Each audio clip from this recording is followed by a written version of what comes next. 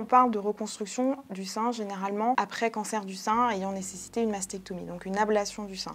Le principe de la reconstruction du sein, ça va être de reconstruire, de reconstituer un sein de volume, de galbe et le plus harmonieux possible avec l'autre sein ou dans certains cas des deux seins. La première étape, ça va être de reconstruire le volume du sein. Donc on a différentes méthodes pour essayer de rétablir le volume souhaité.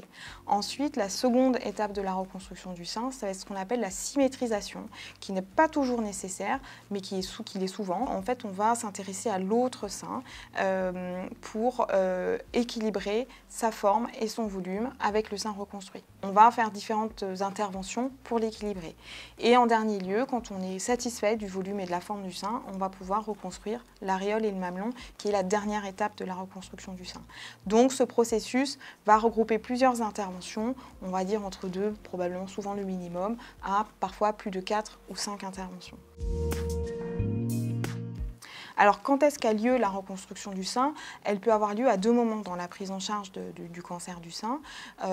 Quand on le peut, on privilégie souvent la reconstruction mammaire immédiate. C'est-à-dire qu'en fait, on va démarrer la reconstruction du sein au même moment que la prise en charge du cancer avec la mastectomie. Parfois, ce n'est pas possible, donc on va réaliser ce qu'on appelle une reconstruction secondaire. On va laisser les traitements avoir lieu et on va démarrer la reconstruction parfois 6 à 12 mois après la fin des traitements. Il n'y a pas une méthode de reconstruction qui va être mieux que les autres, sinon évidemment on la proposerait toujours et il n'y aurait qu'une seule méthode de reconstruction du sein, il y en a plein. Et pour chaque patiente, il va y avoir une des différentes méthodes proposées avec leurs avantages et leurs inconvénients qui va être probablement plus adaptée dans son cas par rapport à ses antécédents, par rapport à ce qu'elle attend de la reconstruction. Et notre rôle à nous, ça va être de proposer à chaque patiente la méthode qui lui est la plus adaptée. Alors, on a dans le panel des reconstructions, on va dire classiques, on a la reconstruction par prothèse, qui est la méthode qui est la plus utilisée, la plus répandue, la plus simple également, mais qui a pour inconvénient, parfois, pas toujours, un manque de naturel au niveau du résultat et un manque de naturel qui peut s'aggraver un petit peu avec les années.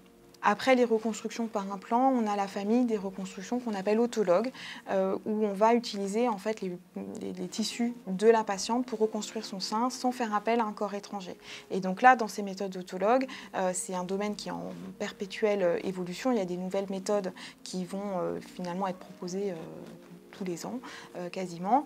On a différentes choses. Donc on a ce qu'on appelle les transferts de graisse, donc le lipofilling, où on va faire une sorte de lipoaspiration, nettoyer la graisse et venir la réinjecter progressivement au niveau du sein. Ensuite, on a toutes les techniques des lambeaux où on va finalement prélever des tissus à différents endroits du corps des patientes en fonction de leur morphologie pour venir reconstruire le sein. Donc ça peut être avec des tissus au niveau du dos, c'est ce qu'on appelle le lambeau de grand dorsal. Ça peut être des tissus au niveau du ventre, c'est ce qu'on appelle le DIEP ou le SIEA. Ça peut être au niveau des cuisses, le TUG ou le PAP. Bref, en fonction de la morphologie de la patiente, on va pouvoir proposer différentes méthodes et le but, c'est de pouvoir proposer l'ensemble des méthodes pour être sûr que les patientes choisissent la méthode qui va être le plus adaptée dans leur cas.